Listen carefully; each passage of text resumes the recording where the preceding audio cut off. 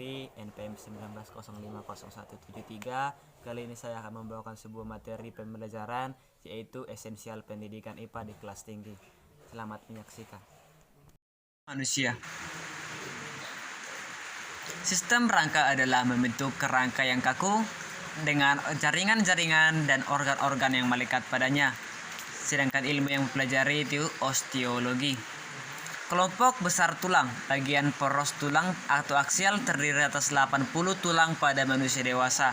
Bagian alat gerak terdiri atas 126 tulang pada manusia dewasa umumnya. Dan total tulang penyusun rangka lebih kurang dari 206 tulang. Oke, selanjutnya. Rangka kepala terdiri atas tulang ubun-ubun, tulang pelipis, tulang tengkorak, tulang rahang atas, tulang rahang bawah, tulang dahi, tulang baji, tulang air mata, tulang hidung, dan tulang pipi.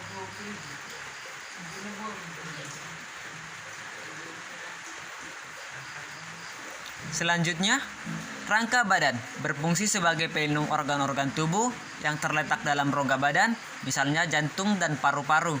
Rangka badan tersusun atas 1 tulang belakang, tulang dada, tulang rusuk, dan tulang punggul. Tulang belakang merupakan sumbu dari badan dan berhubungan dengan tengkorak. Sering disebut tulang punggung atau tulang pendukung pusat tubuh atau aspiral column.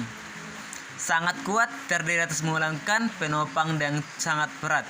Bagi bagian tulang belakang yaitu tulang leher 7 ruas. Ruas pertama dengan pemutar kepala dan ruas kedua disebut sebagai pemutar.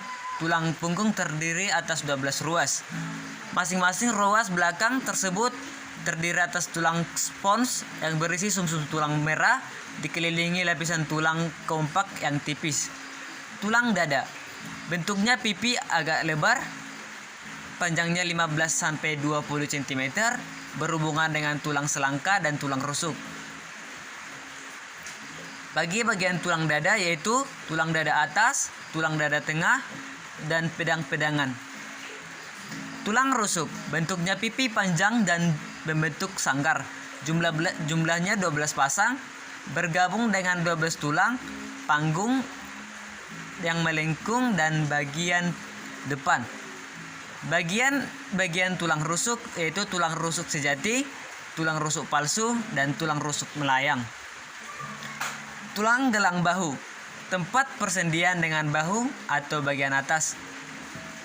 Tulang selangka, tulang belikat 2 buah dengan tulang pipi yang membentuk tonjolan yang disebut tulang paru gagak.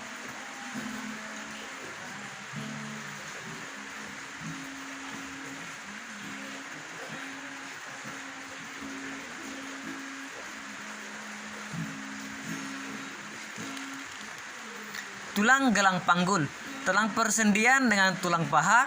Bagian-bagian tulang panggul yaitu tulang usus, tulang duduk, dan tulang kemaluan.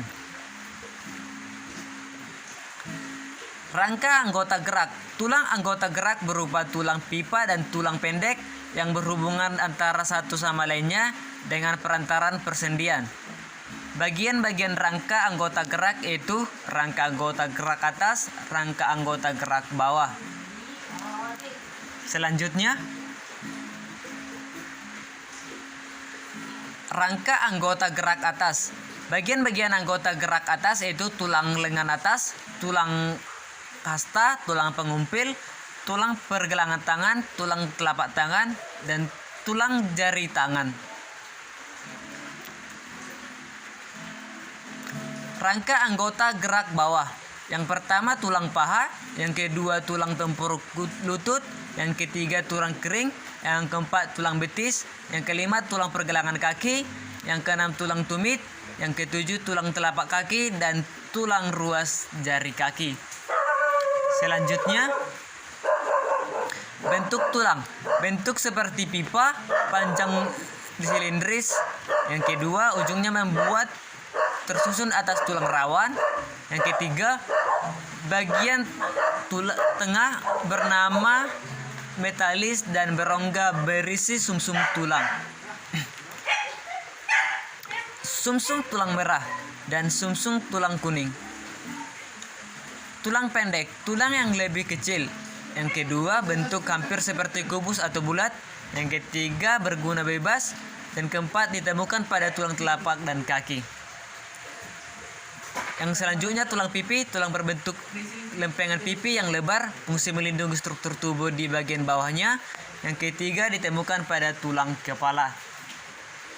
Selanjutnya, tulang tak beraturan, tulang bentuk kompleks yang berhubungan dengan fungsi khusus, ditemukan pada tulang rahang, ruas tulang belakang.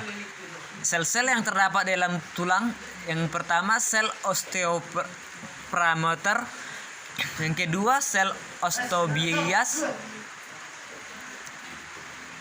yaitu sel yang berfungsi sebagai tulang baru dan menyerap mineral dari darah. Yang selanjutnya, sel osteoklas, sel yang berfungsi menghancurkan tulang dengan cara meluncurkan kembali mineral di dalam darah. Yang kedua, sel osteosit, sel yang berfungsi menjaga keseimbangan di dalam darah, mengarahkan penyerapan mineral dan darah, dan mengembalikan mineral dalam darah. Yang terakhir, yang selanjutnya, sendi, disebut juga dengan hubungan antar tulang, mati, kaku, dan gerak. Sinartrosis, persendian yang tidak dapat digerakkan, misalnya hubungan antar tulang.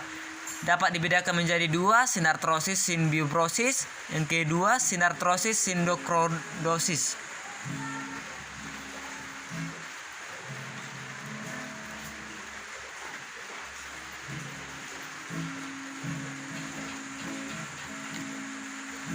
Ampiartrosis, persendian yang dapat digerakkan dengan gerakan yang terbatas, misalnya hubungan antar tulang rusuk dengan tulang belakang.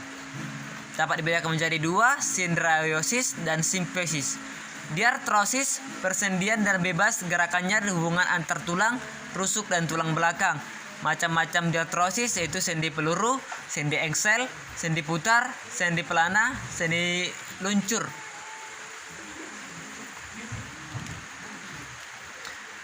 Sendi peluru, persendian yang menggunakan pergerakan ke segala arah. Yang kedua, hubungan tulang lengan dan tengah tulang belikat.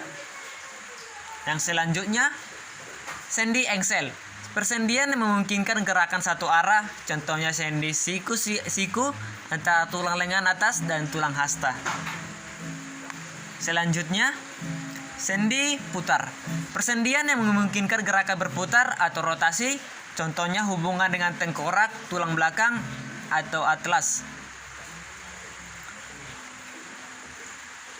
Dapat sebagai contohnya tulang kering, dapat kita lihat, dan tulang betis.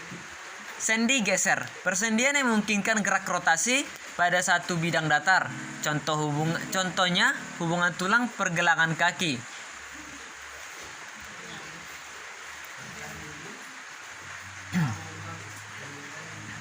Selanjutnya, sendi pelana. Yang pertama, persendian yang memungkinkan beberapa gerakan rotasi, namun tidak ke segala arah. Contohnya, telapak tangan dan jari tangan.